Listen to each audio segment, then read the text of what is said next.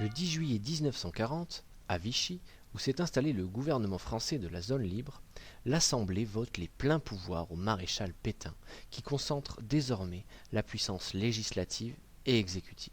La Troisième République est alors abolie et l'État français est instauré.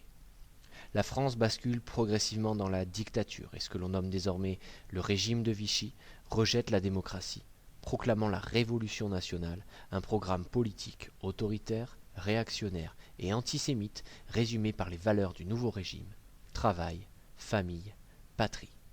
Les anciennes valeurs de la France sont mortes, les libertés sont bafouées et l'égalité en droit de tous les citoyens n'existe plus. Les partis, les syndicats, les grèves sont interdits. Les médias sont censurés, le contrôle policier renforcé et la personne de Pétain est exaltée par la propagande. Maréchal, nous voilà, devant toi, le sauveur de la France. Nous jurons, nous t'égons, de servir et de suivre tes pas.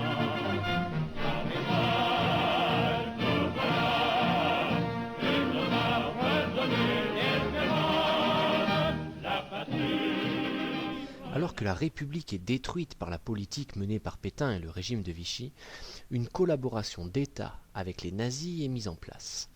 À partir de 1942, l'Allemagne envahit la zone sud et cette collaboration devient encore plus poussée. Les réquisitions par les troupes allemandes sont récurrentes et le service du travail obligatoire est institué. Les Juifs, quant à eux, sont exclus de nombreuses professions par l'instauration du statut des Juifs dès octobre 1940, et leur exclusion aboutit progressivement à des rafles, comme celle du Veldiv à Paris en juillet 1942. Arrêtés, ils sont ensuite livrés aux Allemands et déportés dans les camps de concentration et d'extermination. En permettant à la police, à la milice et à la Gestapo de pourchasser et d'organiser la déportation des Juifs, le régime de Vichy devient alors complice de la guerre d'anéantissement menée par les nazis.